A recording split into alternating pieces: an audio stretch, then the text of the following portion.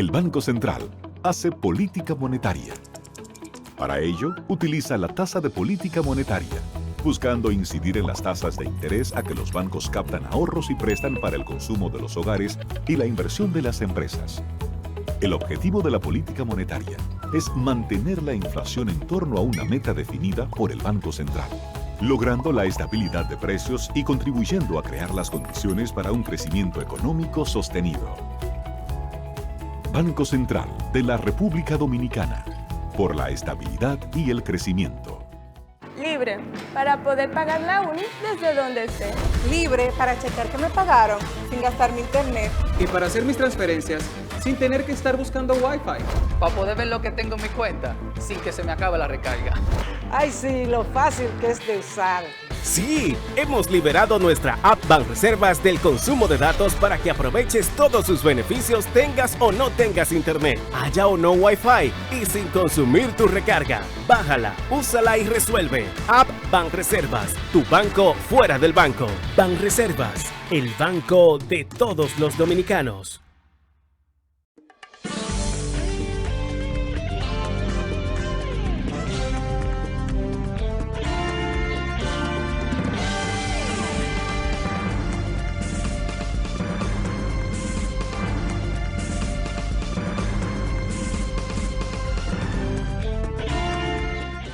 Amables televidentes, bienvenidos a su cita diaria crepuscular y nocturna en Teleimpacto, que es al final de la tarde, despidiendo el sol y comenzando la noche. Ponga su caridad en buenas manos. Apoye el Patronato de Lucha contra el Cáncer de Villa González Incorporado, una verdadera institución de apoyo al prójimo más carenciado.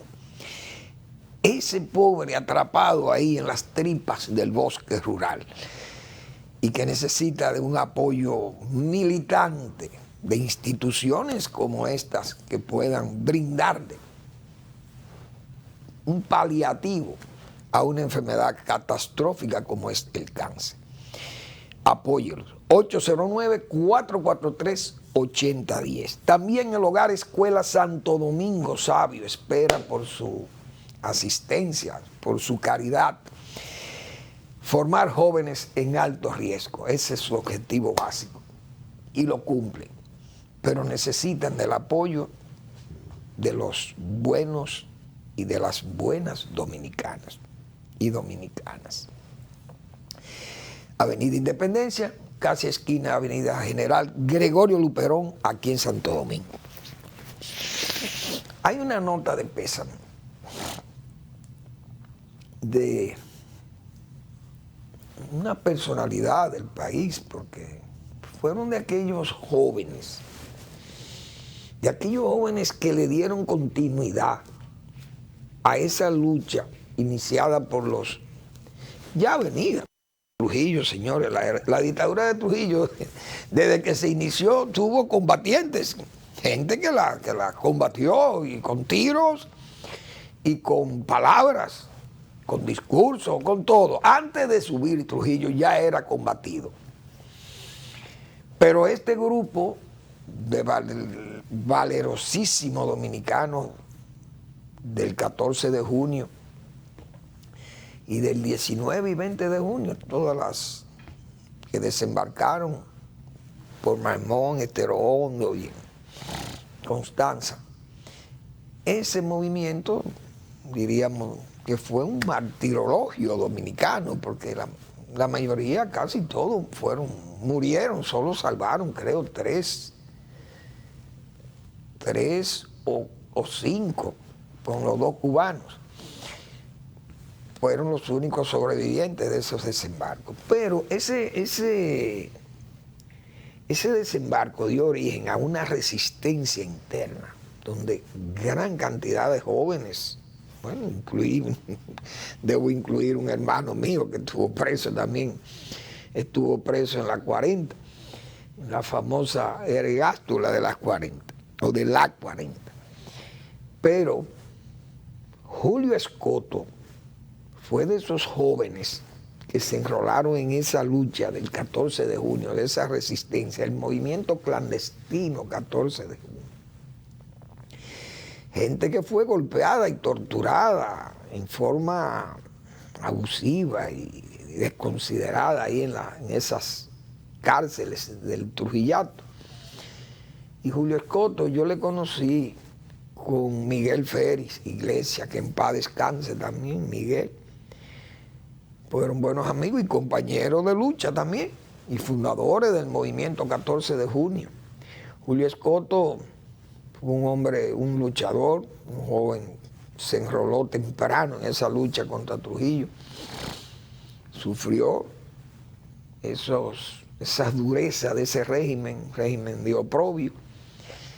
Falleció hoy a la edad de 81, 82 años, pudo haber tenido Julio Escoto. Que en paz descanse Julio Escoto, ese miembro prominente de la resistencia del 14 de junio, y creo que miembro de la Fundación Testimonio, también escribió alguna obra también sobre esos hechos, esos acontecimientos. Que en paz descanse Julio Escoto. Bueno, el virus sigue un ataque devastador. Ya vi hoy en la noticia lo que adelantábamos nosotros, pero no porque somos rigurosos observadores, sino porque la lógica de la realidad es que como va esto, decía yo el viernes, los hospitales se van a llenar de gente. Ya el Moscoso Puello, dicen, ahí vi en las noticias que está full. ¿Por qué? Por lo que yo decía, porque muchas familias atrapadas en ese tugurio, en la periferia, con escaso espacio en las habitaciones, en sus viviendas. Entonces, es muy difícil llevar un aislamiento en una familia en esa estrechez habitacional. Y mucha gente dirá, bueno, para yo enfermarme en mi casa, que no hay espacio ni siquiera para mantener la familia dividida, yo me voy a hospitalizar, porque el que está enfermo va y se hospitaliza, tiene una cama, tiene atención médica, tiene los medicamentos y tiene la comida en el hospital. Entonces tiene además el aislamiento familiar y no está en estado grávido tampoco. Está hospitalizado porque no tiene dónde estar. Entonces los hospitales están full ya. Esos hospitales periféricos principalmente. Y pasará así. Yo creo que hasta la Serie del Caribe del béisbol se va a jugar sin fanáticos. ¿Cómo va esto? Porque anoche yo estaba viendo un juego de Águila y Licey ahí, ese estadio de Santiago full. Es decir, ese foco de infección de 14 provincias ibaeñas que confluyen ahí en ese play. Porque hay fanáticos de las Águilas por todo el Cibao. Y los Gigantes no jugaban en su patio ayer, creo que jugaban en San Pedro de Macorís, pero uno sabe cómo es la fanaticada y cómo es después que termina el juego, y más ganando las Águilas. Yo me imagino las fiestas y los agasajos y los, ¿cómo le llaman? Los extra innings en esos lugares de expendio de bebida y bueno. Entonces, eso es un foco de contagio extraordinario. Repito, para la Serie del Caribe, para las series finales del béisbol, probablemente se tenga que jugar sin fanáticos, porque va a estar todo el mundo enfermo, como yo veo esto. Bueno, que Dios nos tome confesados, como dice.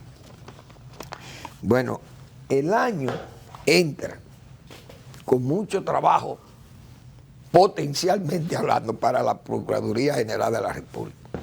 Pero la Procuraduría tiene que apurar el paso. Hay que apurar el paso porque hay muchos casos que están pendientes porque ya han sido anunciados. Nosotros hemos dicho, habrá un rango superior que tiene parado una serie de casos que no fueron anunciados, ¿no? Que evidencian que todo el perfil de quien fue el verdadero, diríamos, la pieza central de esa arquitectura mafiosa o arquitectura de corrupción administrativa. Señores, los perfiles o el perfil claro de quien sustentó eso, esa alma atormentada de Danilo Medina, porque que sus familiares son los que están envueltos componendas en todas esas acciones o exacciones contra los bienes públicos. Pero ahí no hay nada de investigación, ni siquiera ese círculo íntimo, ese círculo de íntima y sentida amistad del presidente Danilo Medina. Alma, como dije, atormentada, que realmente desempolvó, vamos a llamarle así, desempolvó esa política de alcantarilla, porque así que hay que llamarle a eso, esa política de alcantarilla de donde se alían la mala fe y la astucia, como dijimos nosotros muchas veces, o hemos repetido muchísimas veces aquí, para iniciar su gobierno con aquellos odios soterrados y aquellas persecuciones a compañeros, y luego aquel expediente cuando Odebrecht en forma tan complaciente o mejor dicho tan autocomplaciente y acomodaticio, ese caso de Odebrecht, denunciado por adelantado por Miriam Germán, que entonces se le organizó todo un expediente, señores, con espionaje incluido. Óigame, que fue todo un atropello brutal contra esta dama. Porque esa fue lo que vimos, para sacarla de esa, como decir, para sacar esa molestia del sistema judicial, y sacaron a esa señora. Es decir, con todo ese andamiaje, toda esa estructura, señores, básica, se organizó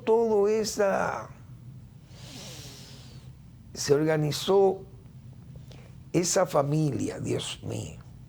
Y fíjense todas las exacciones o los detalles que hay de esos casos tan contundentemente demostrados con su base fundadamente válida, su base probatoria por parte de la Procuraduría General de la República, pero, repito, solamente alcanza a lo que están, pero no se ha buscado a más nadie.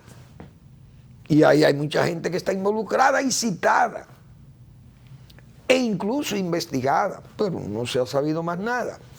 Ese mismo caso de la Cámara de Cuentas, es decir, este año, el 2022, la Procuraduría tiene que actuar temprano, porque si le coge lo tarde, que sepa la Procuraduría General de la República que va a caer en territorio político esos actos. Si en el 2021, es decir, a meses de tomar el poder el PRM, el PLD comenzó a quejarse con el sofisma aquel como escudo, como hemos dicho nosotros, de la persecución política. Imagínense en el 2022, mediados o finales del 22, que ya viene el 23, que es un año ya de actividades o de efervescencia política. ¿Qué va a pasar? Los casos van a ser atacados por ese flanco típico de esa excusa, esa excusa que se usa de persecución política, de la persecución, de la judicialización de la política. Ahora ese es el cambio.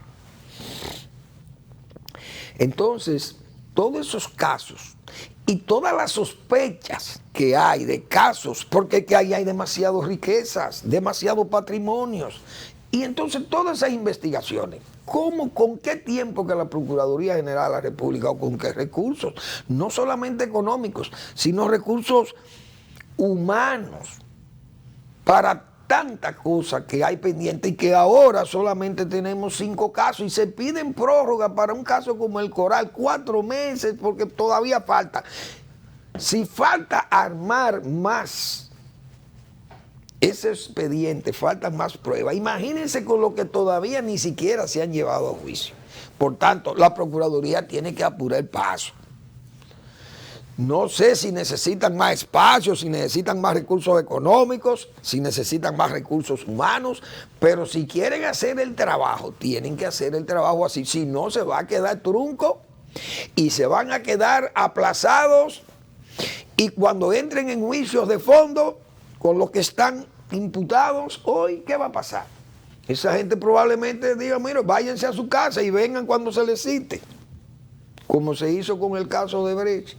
Y ahí la gente va a percibir, o percibirá, que hay una tolerancia, una dejadez, que eso va a terminar igual que Odebrecht, etcétera, etcétera.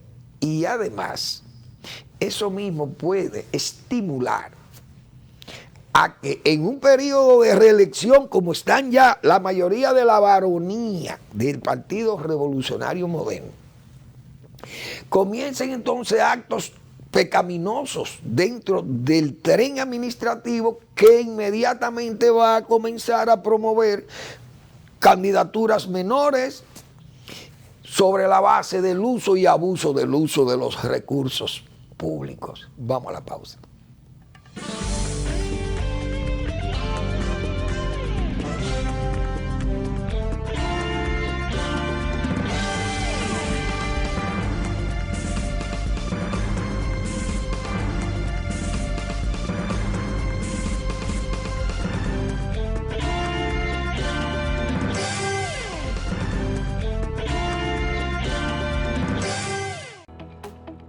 El Banco Central hace política monetaria. Para ello, utiliza la tasa de política monetaria, buscando incidir en las tasas de interés a que los bancos captan ahorros y prestan para el consumo de los hogares y la inversión de las empresas. El objetivo de la política monetaria es mantener la inflación en torno a una meta definida por el Banco Central, logrando la estabilidad de precios y contribuyendo a crear las condiciones para un crecimiento económico sostenido. Banco Central de la República Dominicana, por la estabilidad y el crecimiento. Libre, para poder pagar la uni desde donde esté. Libre para checar que me pagaron sin gastar mi internet. Y para hacer mis transferencias sin tener que estar buscando Wi-Fi. Para poder ver lo que tengo en mi cuenta sin que se me acabe la recarga. Ay, sí, lo fácil que es de usar. Sí, hemos liberado nuestra app Banreservas del consumo de datos para que aproveches todos sus beneficios tengas o no tengas internet, haya o no Wi-Fi y sin consumir tu recarga. Bájala, úsala y resuelve. App Banreservas, tu banco fuera del banco. Banreservas, el banco de todos los dominicanos.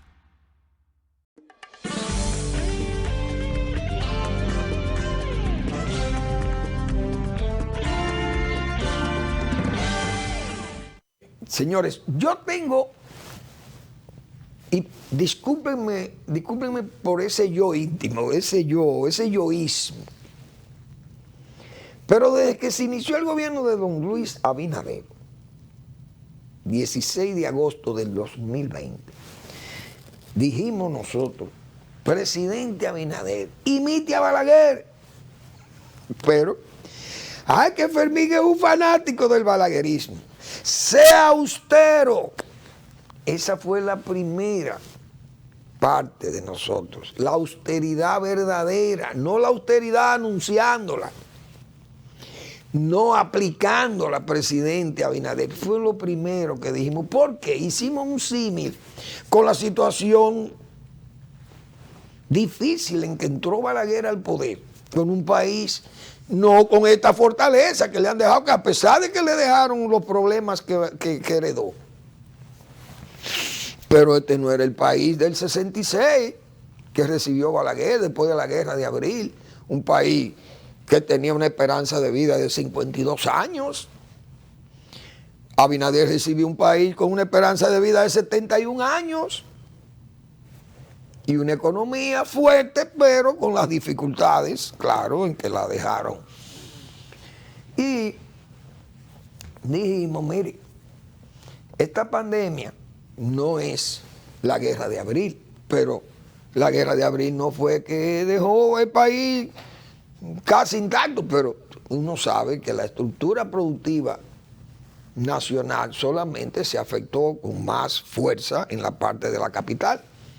El país siguió trabajando, no hay duda de ello. Pero había que ver aquello y el país que éramos nosotros para la época.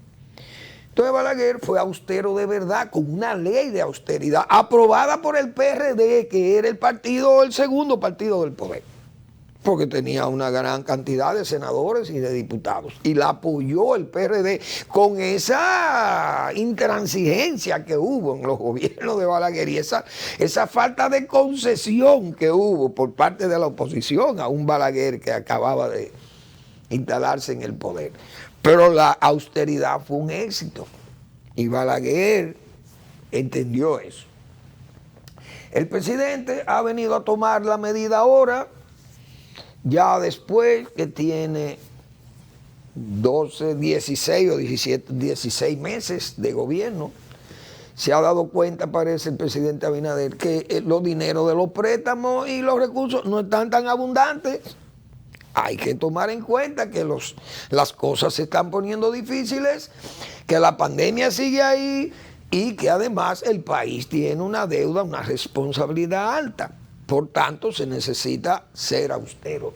Pues fue tal que nosotros,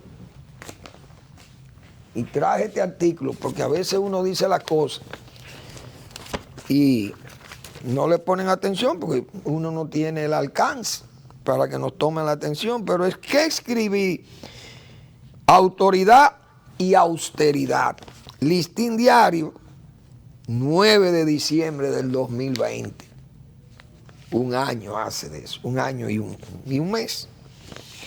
En República Dominicana, entrar al gobierno a corregir una crisis de proporciones bíblicas, pandemia y economía, como encontró el presidente Abinader, sin estas dos herramientas, es decir, autoridad y austeridad, es dar pie a la permanencia del problema y por tanto está condenado a razonar sobre el pasado. Ningún gobernante, aún lo bien intencionado que esté, puede ignorar el valor de este criterio, aún tenga el poder de indicar soluciones. Esta relación es dual, una va con la otra, pues la debilidad de un gobierno procede que esté debilitado de la fuente real de poder y por tanto solo la represión ejercida contra los apetitos de seguidores, adversarios y la ambición privada es la prueba donde reside la garantía. Balaguer era exigente con su gente. Presidente, usted tiene que ser exigente, pero seguimos. Ahora en el decreto el presidente ha marcado la raya de Pizarro. Vehículos oficiales detenidos el fin de semana, a menos que sean los utilitarios de acciones o trabajos que son rigurosamente obligatorios. Pero ya dietas, viajes al exterior, porque es que todo eso se coge de relajo. Y hay que tener la autoridad para eso. Para ser austero hay que ser autoritario con su gente, con sus propios servidores, como era Balaguer, decíamos nosotros, y el 9 de diciembre de 2020. Para imponer la autoridad verdadera, enérgica, contra los privilegios, el gobernante debe ejercer la autoridad sin dejar manos libres a nadie. A pesar de las reducciones de gasto y la ofrenda personal del presidente, es decir, que se dio hasta su salario el presidente, y de solicitar a los partidos políticos un sacrificio, el esfuerzo es insuficiente, decíamos nosotros. Aunque abra una vía para poder avanzar, son poco tributarias las medidas pocas que se habían tomado. Debe irse más profundo, pero hay que hacer comprender a los suyos que bien predica quien bien vive. Los privilegios del Congreso es la prueba contra la historia y el momento. Esta es una crisis que conmueve el Estado. Presidente Abinader, le decíamos nosotros aquí. Joaquín Balaguer, un hombre de decisión, con conocimientos heredados del pasado, a partir de una experiencia compartida con los hombres de una época de la era de Trujillo. En 1966 hubo de enfrentar una situación caótica en un país nuevo, incierto y peligroso. Frenó la desmesura, eran las condiciones que le imponía la historia y el momento, y llevó al sacrificio colectivo. Atrede permitió alguna bicoca a jerarcas militares, silenciosamente, dando a pensar que esa era la ración de la boa, apartándose sin temor de la legalidad y abrirse caminos de poder y control de esas mismas fuerzas en que descansaba la autoridad. A los guardias Balaguer lo tenía controlado también. Incluso, la mayoría de las veces, sordo a las advertencias, Joaquín Balaguer no le escuchaba a nadie en asuntos de austeridad, solo él, Balaguer. Era lo que la necesidad imponía, pero fue el señuelo del dominio omnipotente que hizo del atrévanse. ¿Cuántas veces he mencionado yo el atrévanse? Toda una advertencia típica del Estado soy yo.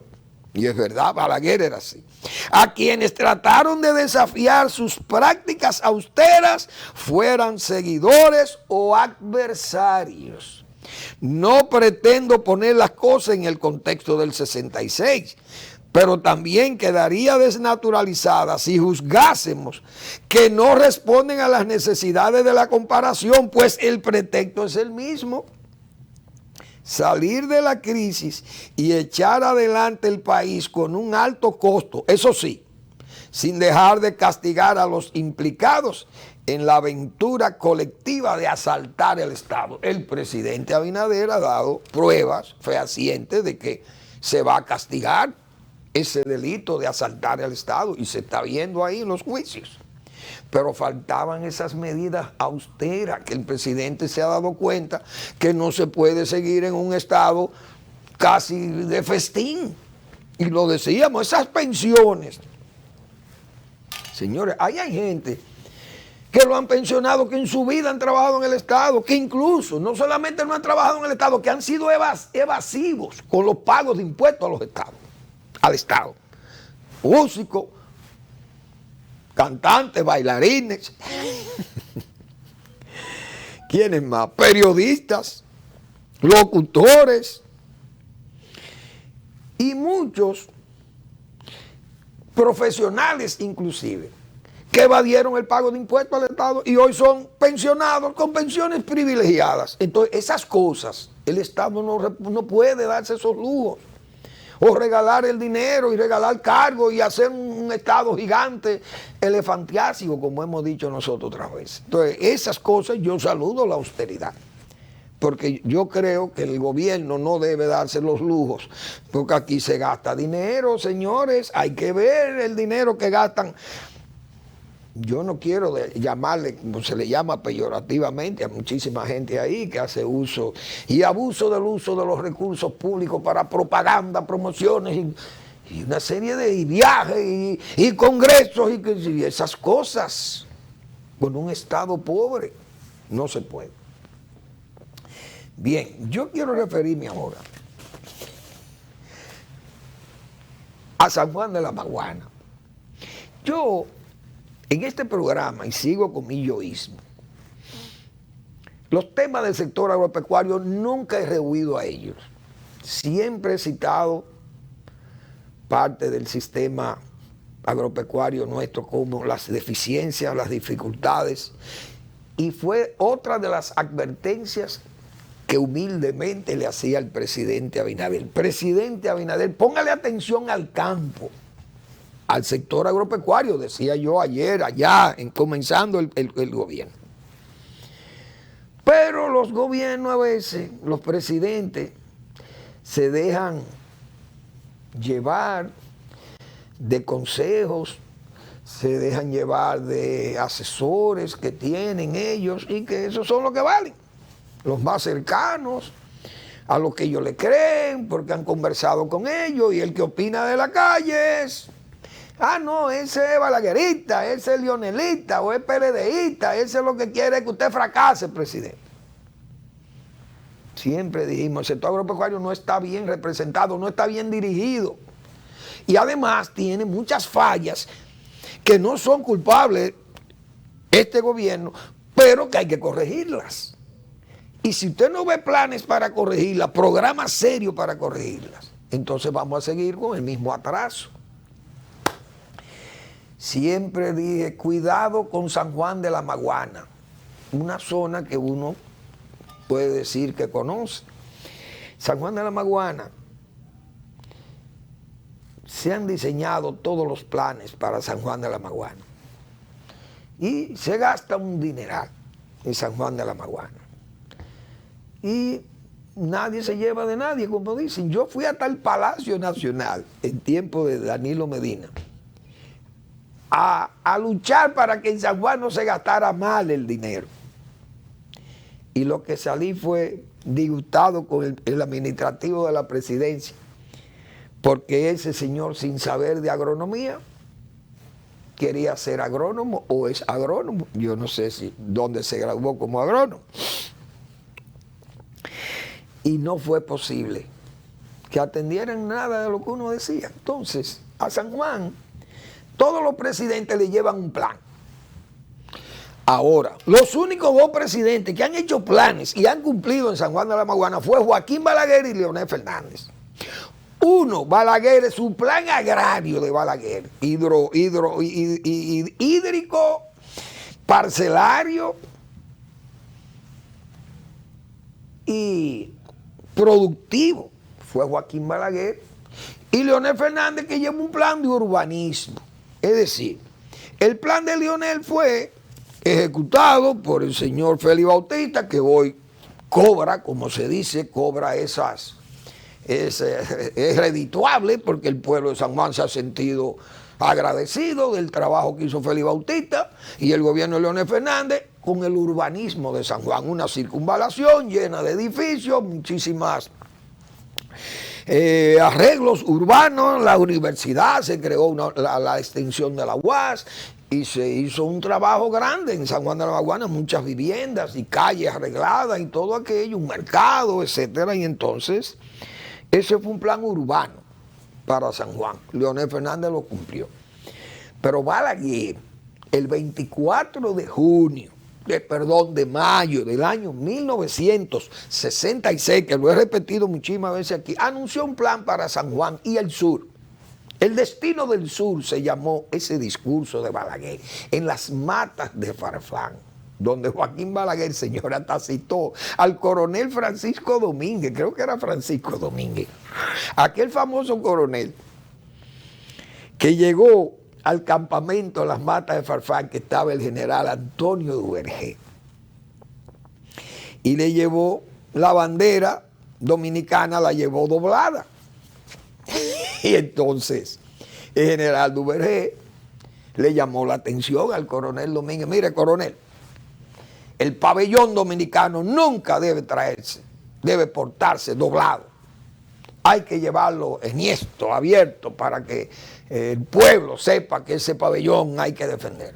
Y el coronel Domínguez le dijo, general, yo lo traigo envuelto, porque del campo de batalla, si no es victorioso, no puedo desplegar la bandera nacional. Y como no salimos victoriosos de esta batalla, yo traje doblado. Balaguer era un mago de eso, y Balaguer citaba ese caso del coronel Domínguez para resaltar el valor de la gente de las matas de Farfán y del sur y todas aquellas grandes batallas del sur. San Tomé, bueno, el número.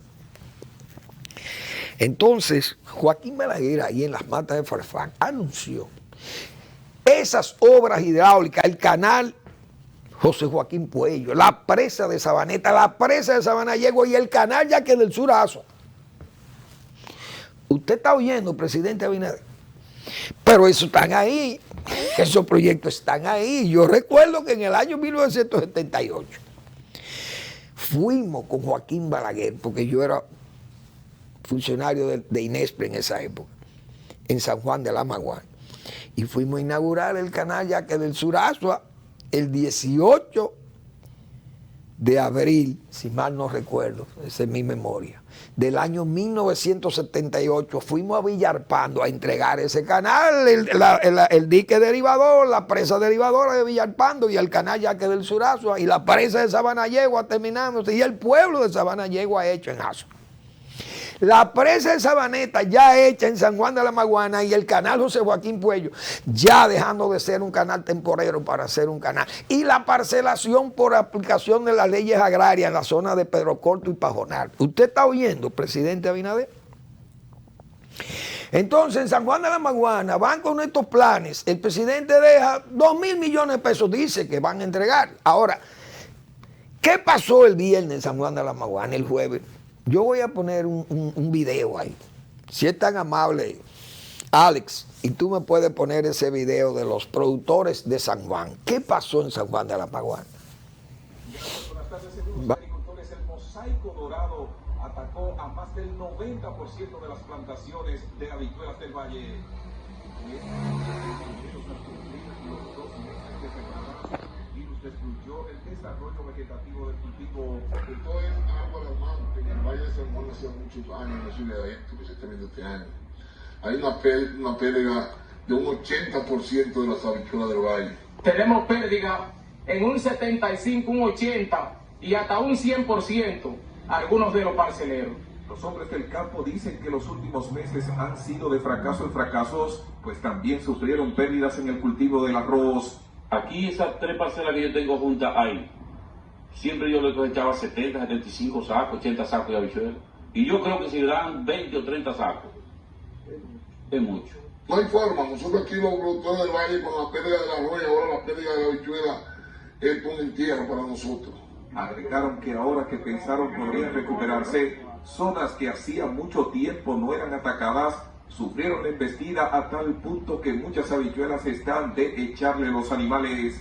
Agregaron que el apoyo anunciado por el gobierno central a los agricultores no ha llegado hacia ellos como en el caso de la famosa tasa cero. La tasa cero es para los que tienen cuarto, no para nosotros los que estamos desbaratados porque nosotros nos le buscan la quinta pata al gato. El gobierno que venga a hacer nosotros, el que mande la Comisión de Santo Domingo, no que mande el director de aquí.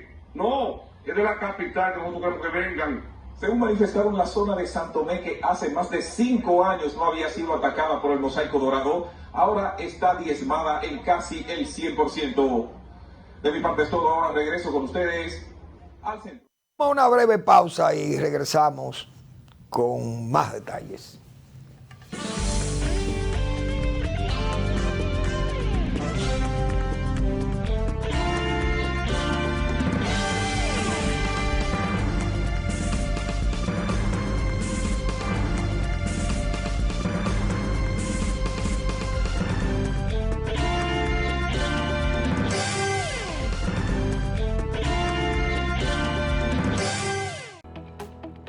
El Banco Central hace política monetaria.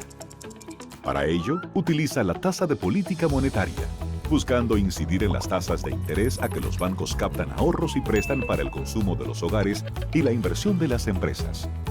El objetivo de la política monetaria es mantener la inflación en torno a una meta definida por el Banco Central, logrando la estabilidad de precios y contribuyendo a crear las condiciones para un crecimiento económico sostenido. Banco Central de la República Dominicana, por la estabilidad y el crecimiento. Ahora sí, vamos a Seile. Llegan los dueños del tarolío.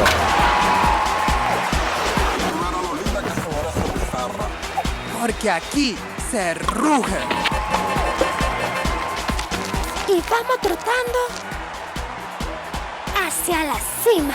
Pero en un elefante el país se convierte en un play. Para reservar tipo la pelota y vuelve más fuerte que ayer. Por los 411 que la bota. Por los 411 que la bota. Para reservar tipo la pelota. Banreservas, patrocinador oficial de la temporada invernal de béisbol 2021-2022. Banreservas, el banco de todos los dominicanos.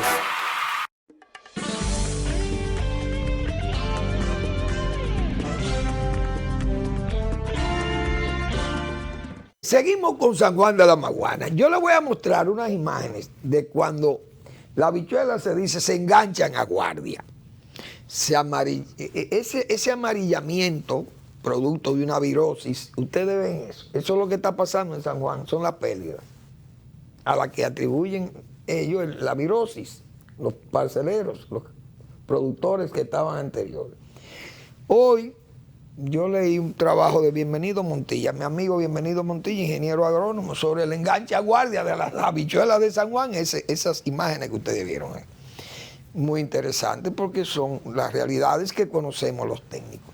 Siempre dije, señores, esa habichuela de San Juan, las semillas son semillas de mala calidad, que esos son los problemas que traen estas situaciones. Esas virosis llegan en semillas de mala calidad. Pero en agricultura no hay calidad. Lamentablemente no hay calidad. Y lo hemos dicho muchísimas veces. Después de todos estos problemas, entonces el presidente sale apresurado para San Juan con un plan. Ahí está el plan. No se sabe cuál es el plan. 2.000 millones de pesos hay aquí que van a ser invertidos. Y la presa de Joca, en Elías Piña, la presa de Joca y la de Altibonito van. 1.000 millones vamos a gastar ahora. Ahí anda el presidente anunciando muchísimos planes, pero son paliativos que llegan sin planes. Porque los planes, ¿cuál es el plan? Como le pasó al gobierno de Danilo Medina, que subía al palacio, y valga el yoísmo, a protestar una inversión de más de 35 millones de dólares que iba a hacer el gobierno de Danilo Medina nivelando los suelos de San Juan para aplicar un sistema de riego por goteo. No entendía aquello. Pero fui a pelear porque no era conveniente seguir con el cultivo de habichuela. Porque la habichuela es un cultivo que no tiene los rendimientos para ser competitiva con habichuelas que se producen en Dakota del Norte o en Dakota del Sur en los Estados Unidos. Que nosotros no podíamos seguir sembrando habichuelas en San Juan de la Maguana porque no teníamos la posibilidad de competitividad con respecto a los frijoles pinto o al pinto beans, como se le llama. Pero nadie hace caso. Yo repito, en el Palacio Nacional, el administrativo de la presidencia, tuvimos que discutir sobre esos asuntos. Él queriendo imponer la habichuela para obtener 4 quintales por tarea. Y yo señalaba que no iban a llegar a 2 quintales por tarea y miren cuál es la situación. Entonces ha sido la situación año tras año en San Juan de la Maguana. ¿Qué sugería yo, señores? Y se lo sugería a ese señor en el Palacio Nacional. San Juan necesita 5 millones de metros cuadrados de invernadero porque tiene 2 muelles. Uno en Barahona y otro en Azua con 2 supercarreteras que le unen para la exportación. Pero hay hasta un aeropuerto internacional ahí en Barahona. San Juan de la Maguana tiene agua para manejar cultivos con esa racionalidad, sistema de riego por goteo y hacer las lagunas y alimentar esas lagunas y de esas lagunas entonces extraer el agua presurizada y mojar los cultivos. Pero no podemos hacer esas inversiones para sembrar habichuelas porque no vamos a obtener los rendimientos. ¿Qué sugeríamos para esa época? Vamos a sembrar batata. Porque la batata es un cultivo que tiene una demanda de 600,000 toneladas ahí en Estados Unidos. Pero ¿qué es lo que hay que hacer? Señores, trajimos un técnico, Farmer to Farmer, una ONG que la dirige un amigo mío. Trajo un técnico de Luisiana para corregir el piogán. Porque si hay piogán no podemos exportar a Estados Unidos. Pero había que diseñar un programa de integrado, un programa de manejo integrado de plagas. Para diseñar ese programa, instalarlo en San Juan de la Maguana y producir la batata con calidad para exportar. Y eso requería pagar 2 técnicos que íbamos a enviar a Luisiana, a la Universidad de Baton Rouge, para que se especializaran en el control de esta plaga. Y eso conllevaba que Agricultura aportara $40,000. Creo que la YAP aportaba 20,000, eran $60,000 el curso. El señor ministro que acababa de nombrar, José Ramón Peralta y Danilo Medina, se negó a pagar ese dinero. No, eso no va. El plan de nosotros es gastar 35 millones de dólares en San Juan de la Maguana para seguir produciendo habichuelas y sembrar maíz híbrido. Un maíz que a quién se lo van a vender. Si el maíz importado vale 500 pesos, por ejemplo, un quintal, usted va a pagar 1.500 un granjero por un maíz criollo. Un maíz híbrido, por más rendimiento que tenga, usted no va a poder competir con el maíz. Ese es otro cultivo que nosotros tenemos que sacarlo, porque no es competitivo y está dentro de los productos de la rectificación técnica, igual que la habichuela. Sugerí sembrar 200.000 tareas de guandules, porque tenemos una demanda de 1.500.000 cajas de guandules en los Estados Unidos. Eso es un cultivo de patio. Lo que querían era invertir 35 millones de dólares y lo perdieron el dinero. Se ha perdido porque ¿qué fue lo que se hizo en San Juan? Ese famoso plan de mejorar el crédito en San Juan sin asistencia técnica, o mejorar los caminos de San Juan y mejorar la infraestructura de riego para hacer el riego más racional. ¿Y dónde está ese dinero? Y poner muchísima gente para que se beneficiaran de ese plan. Empleados y familiares de directivos del momento. Se perdió el dinero, pero ese mismo ministro que facilitó todo eso no pudo aportar $40,000 para enviar 2 técnicos a Baton Rouge, a la Universidad de Luisiana. Entonces, ¿ustedes creen que se puede avanzar? Ahora, ¿qué lleva el presidente? Apresurado llega el presidente allí a hacer ¿qué? ¿Qué es lo que van a hacer en San Juan? No se sabe. ¿Cuál es el plan que anunció el presidente? Entonces hacen todo, montan una parafernalia allí y lleva a Hipólito Mejía y van ya 2.000 millones, dice el presidente. Pero ¿cuál es el plan, presidente? ¿O es una continuación del plan de Danilo Medina? Del plan que gastaron 35 millones de dólares más la contrapartida del gobierno dominicano. San Juan de la Maguana lo que necesita son políticas, acciones como esa que yo estoy diciendo. Vamos a sembrar 200.000 tareas de batata, que es un cultivo que se puede exportar a los Estados Unidos.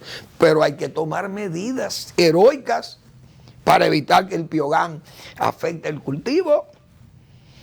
Esas medidas conllevan restricciones severísimas de otros cultivos, hospederos y además hasta de las herramientas. El agua de riego que se va a utilizar tiene que estar libre de ese insecto, de esa plaga. Entonces, dejen de estar inventando. Se lo digo al propio presidente porque van con esas cosas y ofrecen el dinero como para paliar o para callar a esos productores que fíjense cómo están al grito, pero no solamente productores.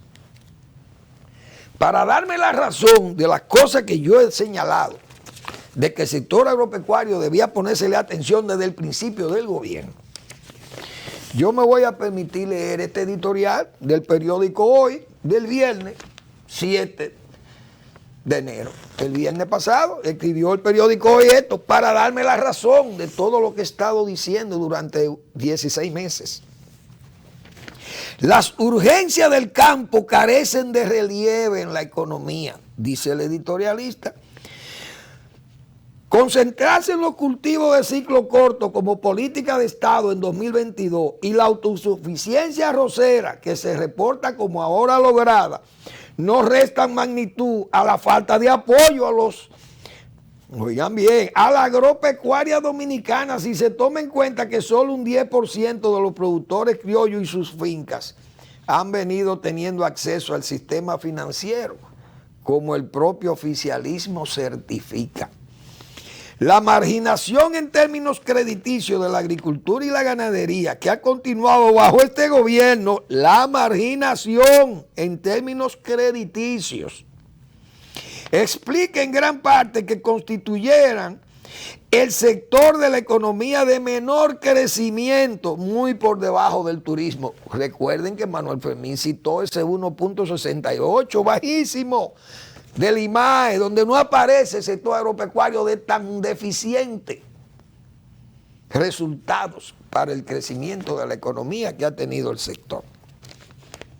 La pobreza de su aporte al PBI, 2.4%. Se debe en buena medida a la limitada capacidad de los productores del campo para ser sujetos de crédito de cara a la dureza de normas crediticias y al predominio de tasas de interés incosteables para quienes, como con ellos ocurre, carecen de una infraestructura de comercialización que favorezca su rentabilidad. Este país tiene que jugar al fortalecimiento de la producción de alimentos para defenderse de la inflación importada y hacer frente a los costos inferiores que caracterizan a países que compiten con las exportaciones de República Dominicana. Con su endeudamiento interno sometiéndose a graciosas tasas elevadas, el gobierno distorsiona el uso del ahorro nacional, encareciendo el dinero que debe servir al desarrollo y no solo a unos gastos públicos que no necesariamente contribuyen a que el país sea más productivo. Eso lo hemos venido diciendo nosotros 16 meses. Presidente, póngale atención al campo. Y se lo dijimos desde el principio. Y fíjense la caída estrepitosa que ha tenido el sector, con aporte tan bajo al Producto Interno Bruto. Todo eso lo hemos señalado. Y las improvisaciones. Entonces, súmenle a eso, señores. 820 técnicos cancelados. ¿Quién le va a dar seguimiento al crédito, a la asistencia técnica? 790 agrónomos en clave de pensión que ya están viejos y enfermos, que tienen que salir del sistema. ¿Dónde está el relevo? ¿Con qué técnico es que Agricultura piensa ejecutar planes de 2.000 millones de pesos, presidente? Yo respeto el anuncio. Tengo que ver si es verdad cómo se va a ejecutar aquello. Pero no me parece que están bien orientados las autoridades del sector público con respecto al sector agropecuario. Medidas fitosanitarias, siempre hemos hablado sobre esas cosas, esas debilidades. El país, la República Dominicana, tiene el índice de factores de productividad más malo de América Latina y del Caribe. ¿Por qué? Porque el gasto público es malo, un gasto público que apenas puede llegar a un 20, un 25% en gastos, diríamos gastos indirectos, que son los que benefician a la mayoría. Porque cuando usted hace un camino vecinal, y esto va dirigido al presidente Abinader, cuando el gobierno hace un camino vecinal o repara ese camino o le facilita crédito para que la gente tenga buena tecnología o facilita las normas de fitosanitarias, los correctivos, cuando se facilitan las buenas prácticas de producción, las buenas prácticas de mercadeo, las buenas prácticas de embalaje, las buenas prácticas de transporte, las buenas prácticas de cosecha, qué sé yo, todas esas cosas, entonces vamos a tener un sistema agropecuario seguro, confiable y fuerte. ¿Pero qué preferimos? Esos impulsos, muchas veces cargados de buenos deseos, de muchísimos buenos deseos, pero entonces van sin infraestructura, sin un sustento básico que pueda sostener esos planes que tengo que ponerlos entrecomillados. Esa es la pura verdad. Entonces, esperamos que se defina cuál es el plan para San Juan de la Maguana, que no es solamente San Juan, estamos hablando del sector agropecuario a nivel nacional. Pero ya que el presidente ha ido a San Juan, que incluso han ofrecido la presa de Joca y la de Artibonito en Elías Piña, cuando lo que necesitamos es el muro, mientras tanto, presidente, porque esa presa es lo que más va a beneficiar a Haití. A beneficiar a Haití, bien, se beneficia con Joca, beneficiamos a las comunidades de Elías Piña, qué sé yo, Bánica, bien, o Macasía, la zona de Macasía, o la zona de Carrera de Yegua, allá en el fondo, Carrera de Yegua, una planicie enorme y preciosa, tierras excelentes, ferocísimas, que lo único que falta es agua, mucha valla honda, pero un suelo excelente, excelente que se haga la presa de Joca. Pero la presa de Artibonito, ese es para Haití. Entonces, el muro es lo que nosotros necesitamos, presidente, que es lo más prioritario para organizar la frontera nuestra. Y organizar no solamente la frontera, sino el territorio nacional. Vamos a ver cómo van las cosas. Ojalá esos planes que le tengo que poner entrecomillados sean definidos, sean aclarados, porque repito, el plan que diseñó el gobierno de Danilo Medina, bien escrito, usted lo lee y está ahí, lo vacían, y los arreglos de camino, y el préstamo, y señalamos esto, y dimos aquello, y hicimos una infraestructura de riego, y ahí dice de todo, pero los únicos que se beneficiaron de eso fueron los contratistas de ese plan. Fíjense cómo siguen los productores al grito en San Juan de la Maguana. Pierden en el arroz, pierden en la habichuela, pues son cultivos que tienen que salir de San Juan, incluso el arroz. Lo he señalado aquí responsablemente también. Bueno, quiero ya antes de despedir el programa, pero la verdad es que hoy vi una nota, vi un señor, señores, vicerrector docente de la Universidad Autónoma. Ese señor no puede pronunciar una S.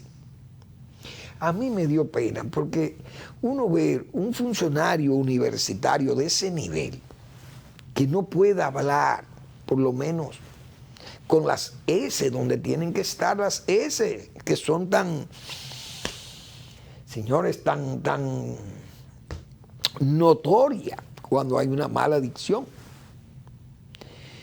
Y ese señor, y yo pensando, señores, en aquellos hombres que dirigieron la UAS, José Ramón Báez López Peña, rector de la UAS, o un doctor, señores, como René Puig-Ben, en ese consejo de dirección de la universidad de ese momento, el padre de Rosy, la esposa de Manegote, mi amigo, o mis amigos, pero había que ver aquella personalidad del doctor René Puig-Ben. Señores, esas cosas hacen que uno tenga como que pensar en ese pasado